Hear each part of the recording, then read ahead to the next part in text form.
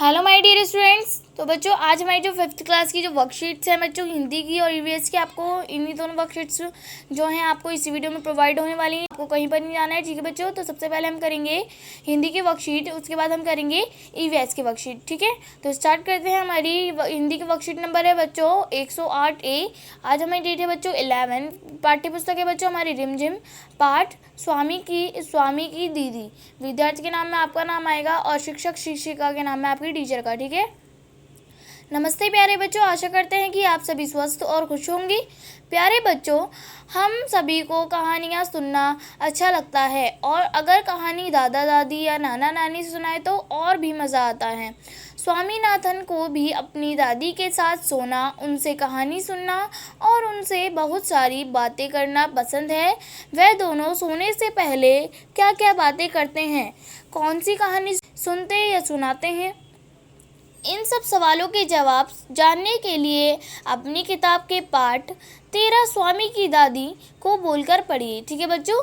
तो हमारा फर्स्ट है दे रखा है क्वेश्चन। आइए अब दिए गए वाक्यों को बोलकर अब पढ़ते हैं और खाली स्थानों को कहानी के अनुसार भरते हैं, ठीक है बच्चों। तो पढ़ते हैं। स्वामीनाथन की डैश अंधेरे गलियारे की बंदसी। तो इसमें क्या आएगा बच्चों हमारा, स्वामीनाथन की दादी अंधेरे की गलियारे की बंद सी डैश में आएगा बच्चों आपका कोठरी, गलियारों की बंद सी कोठरी में रहती थी। उनके सामान में 5 दरियां, 3 डैश 5 तकियों वाली भारी भरकम बिस्तर। तो बच्चों डैश में हमारा आएगा चादरें, ये हो जाएगा फिर हमारा 3 चादरें, 5 तकियों वाला भारी भरकम बिस्तर एवं पटसन के रेशे का बक्सा। और इसके बाद आएगा आपको बच्चों एक लकड़ी का छोटा बक्सा शामिल था। एक रात को सोने से पहले डैश अपनी दादी को राजम और, यानी कि डैश में क्या आएगा बच्चों, बच्चे का नाम आएगा। एक रात सोने से पहले स्वामीनाथन अपनी दादी को राजम और डैश के बीच, डैश में आएगा बच्चों आपका माड़ी। तो आप यहाँ करेंगे दादी को राजम और माली के बीच पहले दोस्ती और फिर दुश्मनी की कहानी सुनाई। जब स्वामी ने दादी को राजम के गणित के नंबरों की बात बताई तो दादी को भी दादाजी के अच्छे नंबर लाने की बात याद आ गई। दादी ने राजम को बताया कि डैश करने के कारण दादाजी को, तो डैश में आएगा बच्चों आपका, यानी कि एम में जो हम करते हैं, ठीक है बच्चों 12th के बाद वो यहाँ पर आएगा एम में, ठीक है। यानी कि दादी ने राजम को बताया कि एमए करने के कारण दादाजी को, इसमें आएगा बच्चों आपका सोने, दादाजी को सोने का मेडल भी मिला था जिसे उसकी बुआ ने गलवाकर अपने लिए, यहाँ पर आएगा बच्चों अपने लिए चूड़ियाँ बनवा ली।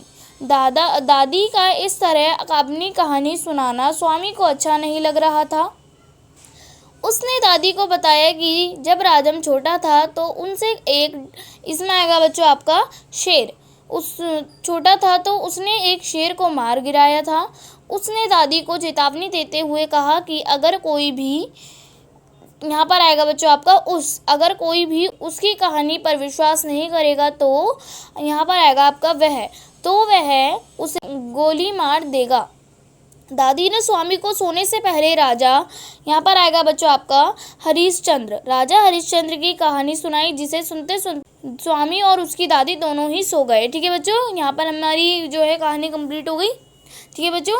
तो अब नीचे हमारा सेकंड क्वेश्चन दे रखा है। दिए गए वाक्यों का काल का रूप पहचान कर रिक्त स्थान भरिए, ठीक है बच्चों। तो हमारा फर्स्ट जैसे हमें दे रखा है, स्वामी के दादा को मेडल मिला था, यानी कि बच्चों था मिला था, यानी कि ये हो गया हमारा भूतकाल, यानी कि मिला था, ठीक है। तो यहाँ पर आ जाएगा बच्चों हमारा भूतकाल। फिर हमारा सेकंड है कि राजम स्वामी का दोस्त है, तो बच्चों वो है, यानी कि यहाँ पर बताया जा रहा है कि राजम जो है वो स्वामी का दोस्त है, यानी कि प्रेजेंट, यानी कि वर्तमान काल में वो उसका दोस्त है अभी।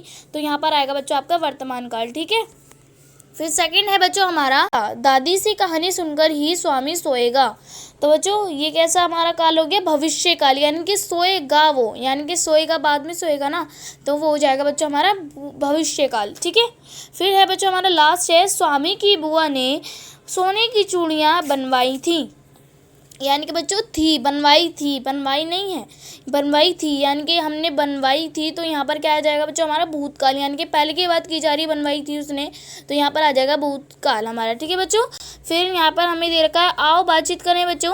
तो प्यारे बच्चों साथ दिए गए चित्र को ध्यान से देखिए। आपको क्या लगता है कि चित्र में दिख रहे लोग आपस में क्या बात कर रहे होंगे? अनुमान लगाकर अपने संवाद बातचीत को जोर जोर से बोलिए और अपनी कॉपी में लिखिए। ठीक है बच्चों। तो हम यहाँ पर लिख सकते हैं आप यहाँ पर कि ये जो व्यक्ति है वो अपनी माँ से पूछेगा बच्चों, मम्मी आप ये क्या कर रही हो? तो बच्चों इस व्यक्ति की जो यहाँ पर माँ दिखाई गई है ये बोलेंगी कि स्वेटर बुन रही हूँ। तो इनके पिता बोलेंगे बच्चों कि ये सर्दी आ रही है इसलिए। ठीक है बच्चों, सर्दी आ रही है इसलिए। ठीक है, आप ये लिख देंगे यहाँ पर। अब इधर का हमें शिक्षक शिक्षिका के लिए अनुदेश, बच्चों के साथ कार्य पत्रिका के बारे में आवश्यकता अनुसार बात कर सकते हैं।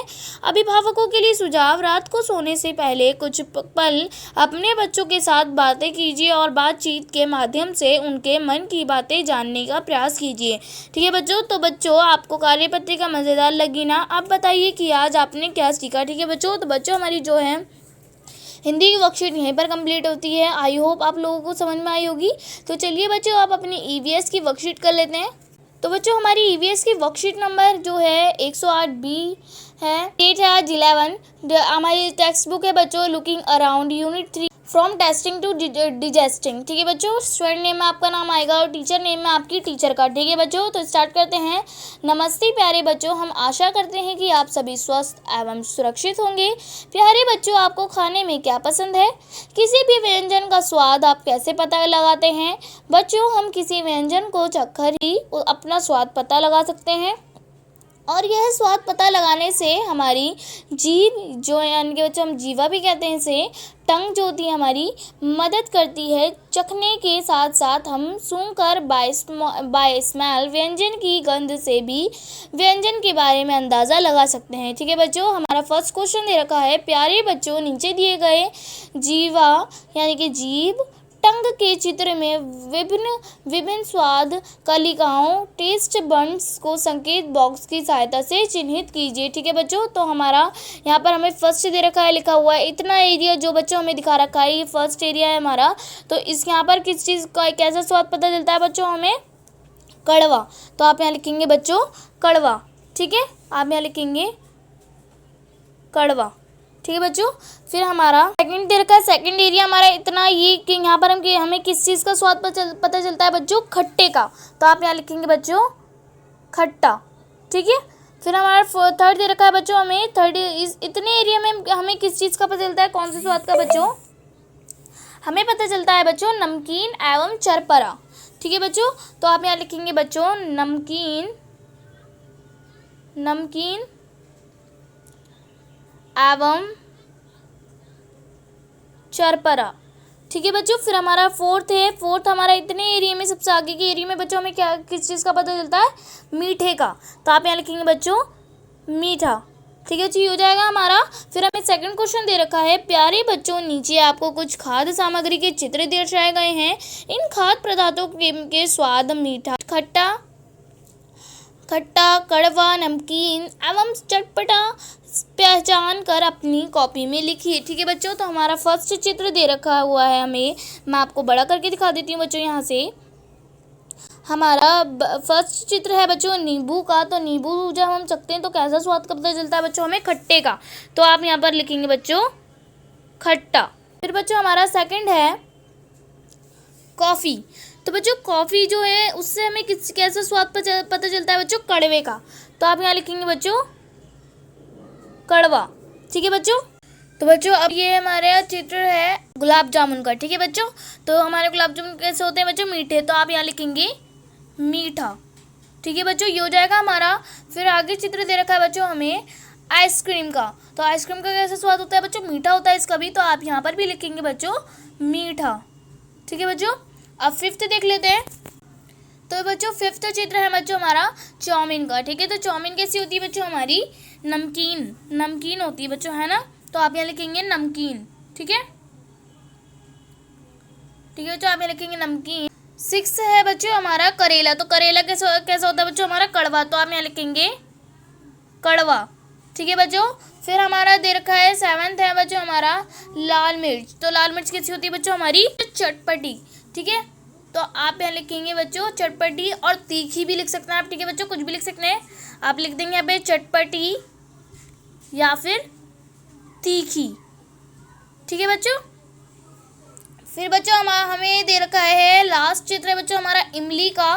तो बच्चों इमली कैसी होती है बच्चों, हमारी चटपटी। तो आप यहाँ लिखेंगे बच्चों चटपटी। ठीक है बच्चों, ये हो जाएगी हमारी कंप्लीट।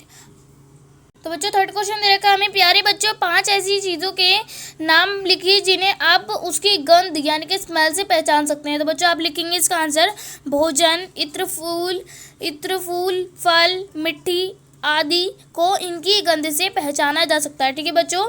अब देखिए बच्चों हमें एक्टिविटी, घर पर बने हुई किसी व्यंजन को चखकर उसमें उपयोग हुई सामग्री का पता लगाइए। ठीक है बच्चों, आप दे रखा हमें नोट फॉर द टीचर।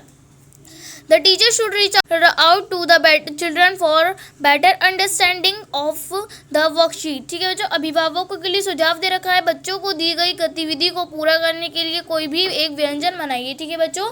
तो बच्चों हमारी वर्कशीट जो है यहीं पर कंप्लीट होती है। आई होप आप लोगों को समझ में आई होगी। तो बच्चों चैनल को सब्सक्राइब नहीं करना मत भूलिएगा, और बेल आइकन को भी ऑल पर सेट कीजिएगा, ताकि मेरी आने वाली हर वीडियो का नोटिफिकेशन आपको सबसे पहले मिले। तो बच्चों मिलते हैं नेक्स्ट वीडियो में, तब तक के लिए टेक केयर, गुड बाय।